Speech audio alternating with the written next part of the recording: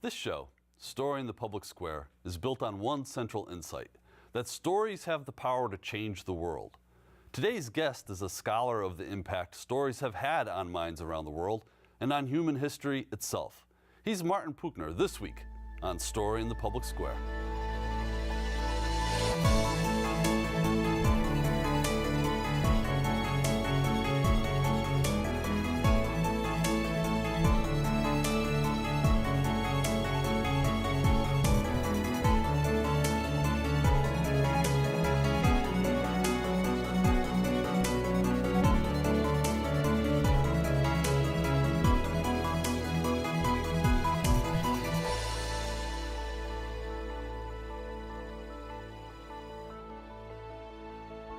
Hello and welcome to Story in the Public Square, where storytelling meets public affairs. I'm Jim Ludis from the Pell Center at Salve Regina University. Alongside me is my friend and co-host G. Wayne Miller from the Providence Journal.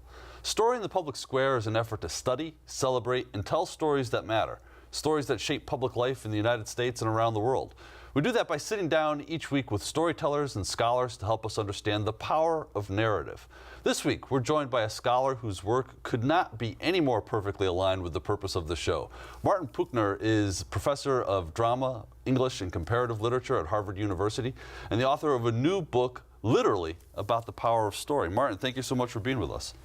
Thanks for having me. So the book is The Written World, The Power of Stories to Shape People, History, Civilization, and it's won wonderful praise. Congratulations. Tell us a little bit about what the book is trying to do. I think it's tapping, exactly as you said, into what this show is all about, namely to think about how stories, and in particular written stories, have shaped our world and are shaping our world today. And I think when a lot of people hear literature, they think of the fiction bookshelf, in a bookstore, and that's fine, but that's something you go to when you are on a plane ride or something like that. But once I started to think of literature in a broader sense as important written stories, a much larger scope of stories came to my view, including important religious stories like the Bible and many other religious foundational texts, political stories like the Declaration of Independence or the Communist Manifesto, as well as important fictional stories that have been retold many times and have really become part of our culture.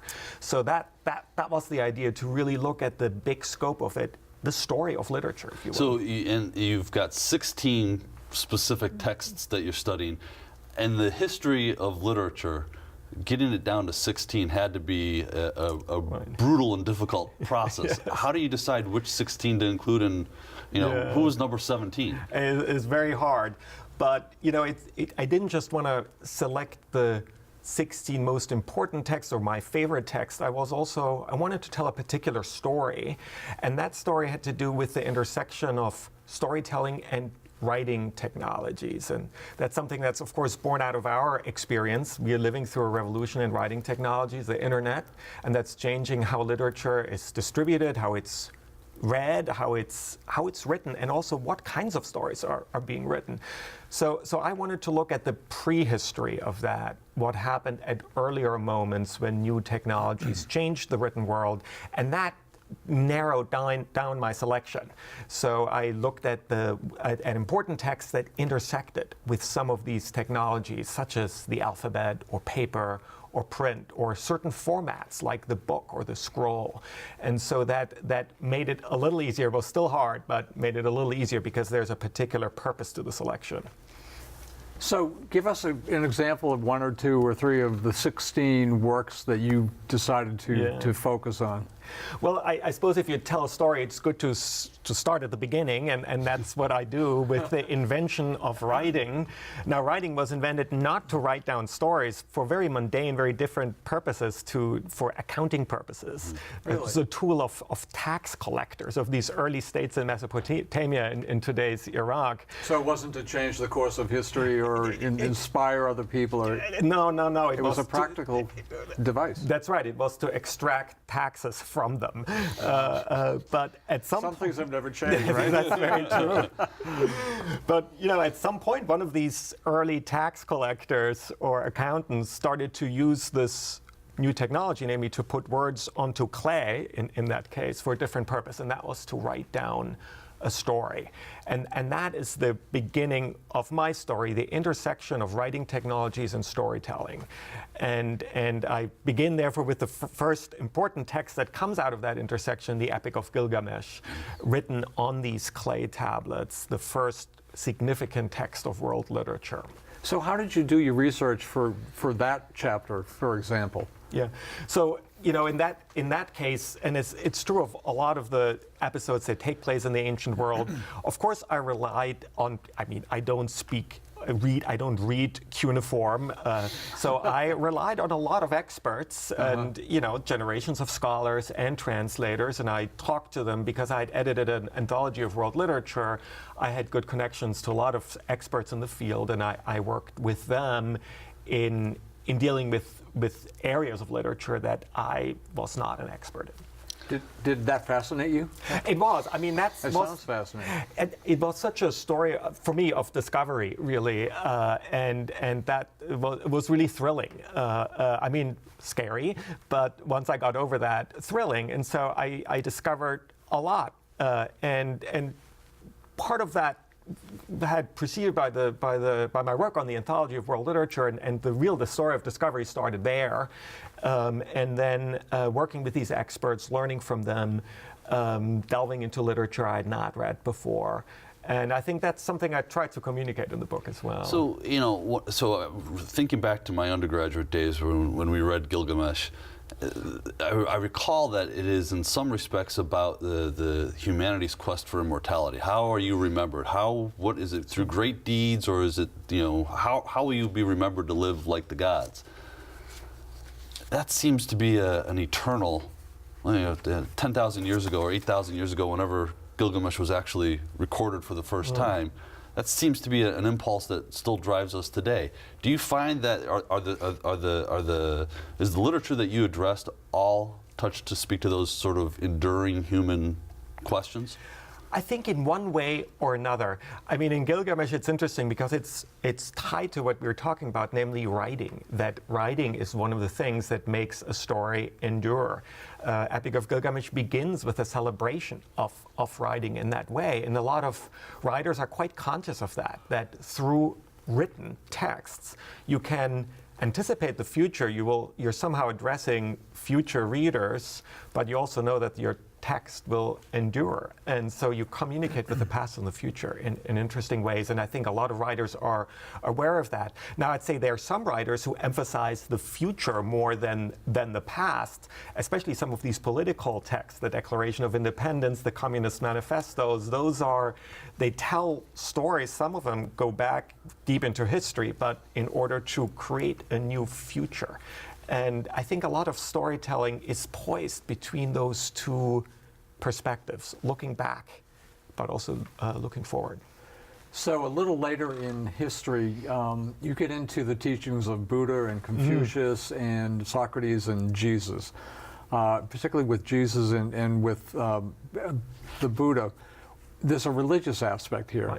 Right. What is the unique power of storytelling in terms of shaping religious beliefs, in terms of finding disciples or followers? Yeah. You get into that in the book too. This is something more now than certainly accounting or talking about immortality. This is shaping people's belief systems and their lives. These are texts that tell people how to live their lives, very much so. What was fascinating to me about this set of figures you mentioned, Confucius, the Buddha, Socrates, and Jesus, is that they arose more or less at the same time in the ancient world in some of the most literate cultures of the time. They gathered students and followers around them and taught different principles, different religions, different philosophies. But what they had in common is that none of them wrote a single word. They could have written, they lived in literate cultures, but they actually rejected writing and instead insisted on a kind of live, interactive relationship to their students and followers. Socrates was the most explicit. He criticized writing. He was worried that if once you write down stories and produce texts, they can be very easily taken out of context. You can't ask a text follow-up questions.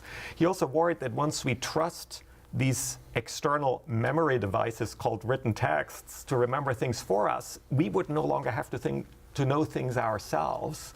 So he was very worried about writing. He rejected it. He only spoke. But what happened with all of these charismatic teachers is that, of course, sooner or later they died. And then their students are faced with a dilemma. What to do, how to remember their teachers' words and deeds. And they start oral traditions of memory, but sooner or later they turn to writing and they produce new texts, precisely the text by which we now know about these teachers.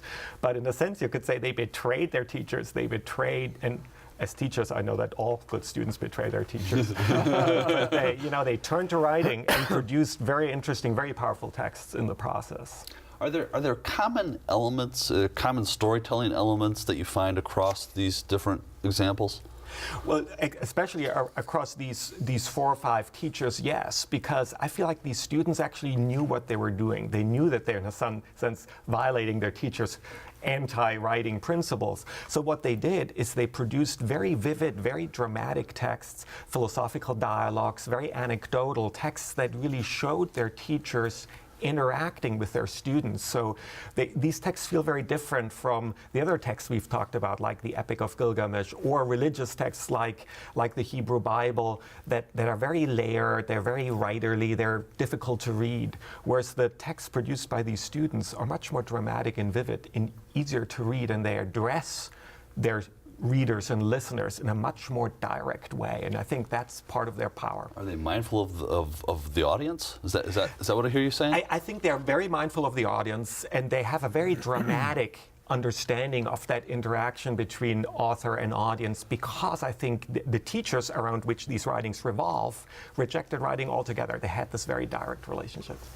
So fast forward to more modern times, we have political writing, and you examine the Communist Manifesto, for example. Talk about that, and that had a different kind of power, although it was also aimed at attracting believers. It was, and it was a text explicitly meant to foster revolution.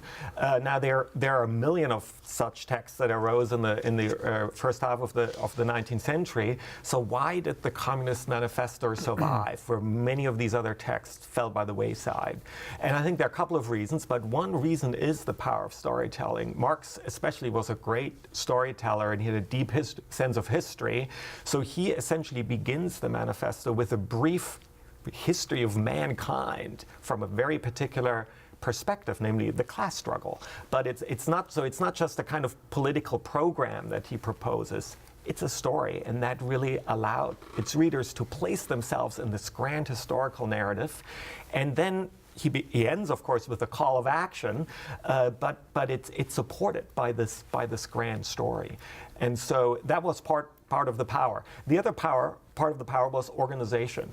So Marx and Engels were part of this London-based underground organization, and that organization tried to translate the Communist Manifesto in many different languages. It took them a while to really realize that program, a couple of decades. And then the Communist Manifesto really took off. And then once the Russian Revolution happened, and the Russian people who engineered the Russian Revolution very much quoted the Communist Manifesto as their influence, it became world famous and feared around the world. Yeah. We're going to take a quick moment for station identification. This is Story in the Public Square, where storytelling meets public affairs. You can hear the show 3 times every weekend on Sirius XM satellite radio, the POTUS channel to be precise. That's the Politics of the United States, channel 124. We produce this show with the help of a remarkably talented crew at Rhode Island PBS in Providence, Rhode Island, and we're lucky to work with them. I'm Jim Ludis, the Executive Director of the Pell Center for International Relations and Public Policy at Salve Regina University in historic Newport, Rhode Island. You can always catch up with me on Twitter at JMLudis. My co-host is G. Wayne Miller, an award-winning journalist with the Providence Journal and author of 17 books. Wayne is on Twitter as well at G. Wayne Miller, all one word. And our guest this week is Martin Puchner, professor of drama, English, and comparative literature at Harvard University. He is also the author of a new book, The Written World, The Power of Stories to Shape People, History, Civilization. You can find Professor Puchner on Twitter at Martin_Puchner. So Martin, you write about Benjamin Franklin, one of America's founding fathers, a journalist, a political leader, and you describe him as as having done pioneering work as a media entrepreneur. So in 1776, what does that mean to be a media entrepreneur? Yeah, in 1776, it means recognizing what the potential of the world of print into which Franklin is born. When he was born, there was a single newspaper in Boston in the colonies. By the time in 1776, there are like, I think, 25 or 30 or even 35. So there's a real explosion, media explosion happening at the time, and Franklin is right at the center of it. He recognizes the power of it. And he's of course, he's a printer by training. He also developed basically a media empire. He's interested in paper mills. He has a financial interest in paper mills. He even collected rags, the raw material out of which paper was made. He controlled print shops and newspapers and broadsides that were printed. He even had control over the postal roads on which printed matter was distributed among the 13 colonies. So really a vertical integration of a media empire. And I think he cared about it more than the content this media empire transported. Even though he was on the side of the revolutionaries, he was happy to print all kinds of opinions because he really believed in that kind of marketplace of ideas that was made possible by this world of print. So we were talking Franklin, but I'm thinking Mark Zuckerberg. I mean, is that a reasonable analogy? And that's what I was thinking. That's who I was thinking when I looked at Franklin and saw what he was doing. And like Mark Zuckerberg, Franklin, I mean, he did write, but he often wrote anonymously, and he didn't really publish anything under his own name. Even the autobiography of Benjamin Franklin was published after his death. So I think for Franklin, it was really the platform that mattered more than content. So if we had a time machine... My mind is blown. I know. No, really. I mean, I love Ben Franklin for all kinds of reasons, and I have forever and ever and ever. If you could bring him back, if we had a time machine, we bring him back, meaning to 2018, what do you think he would think of the media landscape today? I think he would embrace it. Because that's what he did at his time. He recognized what kind of genres work in print and which one didn't. So, for example, encyclopedias, they were new. He loved encyclopedias. He ended up buying a complete set of the French encyclopedia. So one of the Philadelphia newspapers he bought was publishing an extract from one of these encyclopedias with every issue. But Franklin realized that didn't make sense because an encyclopedia is there for cross-references, to look things up. You wanted to have a complete set. It didn't make sense to just over 10 years or something like that print one column each day. So he got rid of that and rethought the content of the journal in keeping with its form, in keeping with the kind of medium that it was. So we bring him back. How many Twitter followers exactly what do you have today? I'm going to guess Many. 2 million. Yes, exactly. Have you given any thought to how the technology of delivering a story changes the way we as an audience receive a story, but also maybe the way we even think, the complexity with which we grapple with issues? I think so. I mean, one of the through lines of these 4,000 years of literature is that with each of these new technologies, the cost of literature drops. And as we know, once you drop the price, once you drop the cost of something, huge changes happen because suddenly new entrants into the market happen. More people read and write and tell stories. That means new stories occur. And that means that the whole landscape changes. This happens with paper, for example. I talk about how paper, when it was introduced in the Arabic world, led to the great story collection that we now know by the name of 1001 Nights. Popular stories that hadn't been written down before. And so I think that's what we are seeing today. These changes in the format or in the medium have huge influence. It democratizes storytelling? It democratizes storytelling, and that's often accompanied by kind of panic. Because traditional when print was introduced, the church, traditional universities, they suddenly had to compete, and they panicked. They thought the world was falling down, but it didn't. It was just reconfigured, and a new equilibrium occurred, and we're at the beginning of another one of those revolutions, clearly, and we'll have to see how things shake out. But I don't think it will be the end of everything. It wasn't in the past. So you mentioned that Franklin wrote an autobiography, and it wasn't published until after he died. Two recent presidents, in fact, the current president and the president prior to him, Barack Obama and Donald Trump, both wrote, before they ran for president, best-selling autobiographies. Right. Talk about that, Right. because clearly that is an important part of telling your own story. Right. No, and it's important. It was very interesting to me because, of course, like probably everyone, I think there are huge differences among those two presidents. Yes, but there then are. I realized, looking at their career arc, that they did, as you say, publish these autobiographies at really crucial moments in their careers. I mean, for Trump, it came at a moment when he had real trouble with his media empire, with his real estate empire. And it was through the success of Art of the Deal that he could establish himself in the public eye as the deal maker. And then, of course, as we know, he parlayed that into his TV show, but he established that story through Art of the Deal, and it's the story that took him to the White House. And, not dissimilarly with Obama. I first learned about Obama through Dreams from My Father, and it's a very different kind of text. It's sort of a searching immigrant biography of sorts, looking for his origins, thinking about his role in society. But both of these are variants of the American style autobiography that mixes personal history with some form of business success, and I think that goes back to the autobiography of Benjamin Franklin. So it just goes to show the extent to which written stories still matter even in our media-saturated age. And going back and reading both of those books, published again before they ran for or became president, you can see great insights into what they would be as president. I mean, they're totally different books. The style, as you mentioned, are different. Their personalities are very different. That all comes through very clearly. You almost, in some sense, could have predicted some of their presidencies. Absolutely, I agree. I'm curious. So, you in the written world, you're looking at 4,000 years of literature. We should also note that you're the editor of the Norton Anthology of World Literature.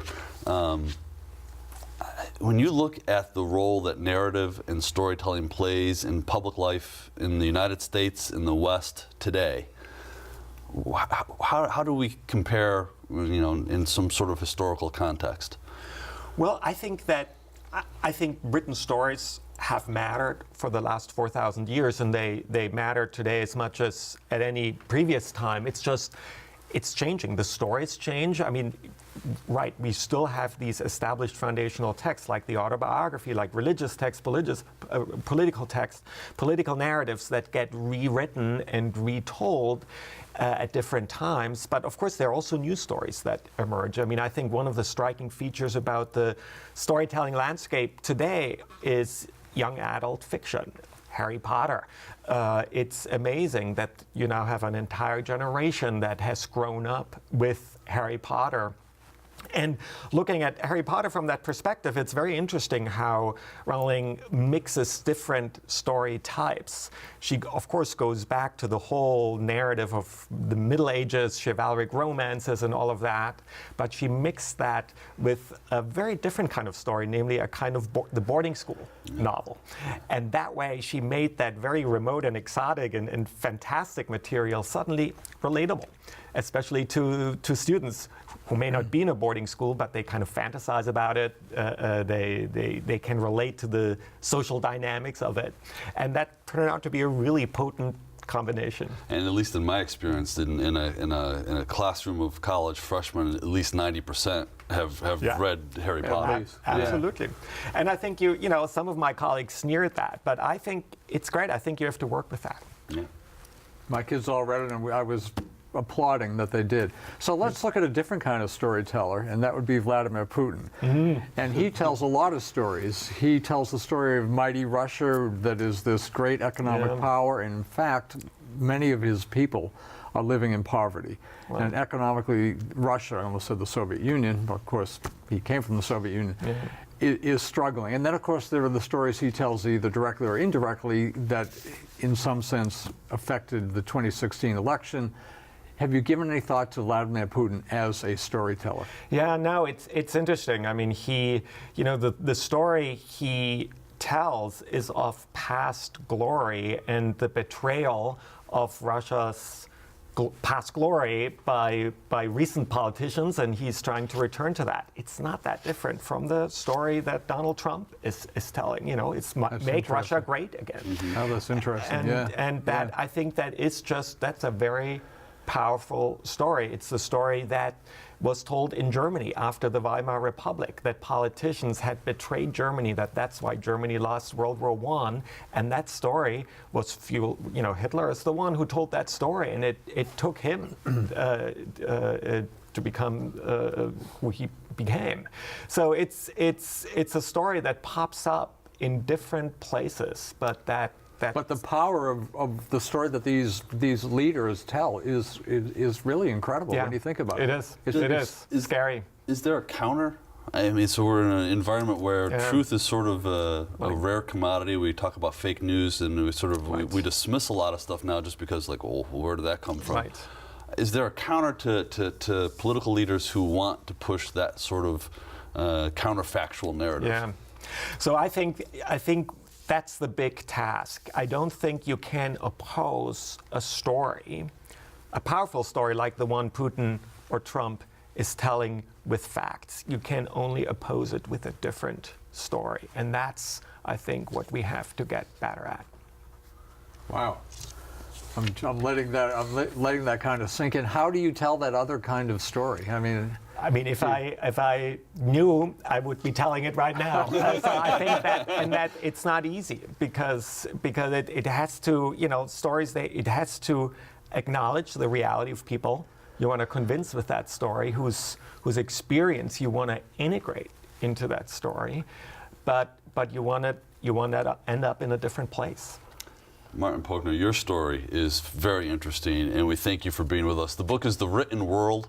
You should check it out. That's all the time we have this week, but if you want to know more about Story in the Public Square, please connect with us on Facebook and Twitter, or else you can find us on pellcenter.org, where you can also watch previous episodes. For G. Wayne Miller, I'm Jim Ludis. We ask you to join us again next week for more Story in the Public Square.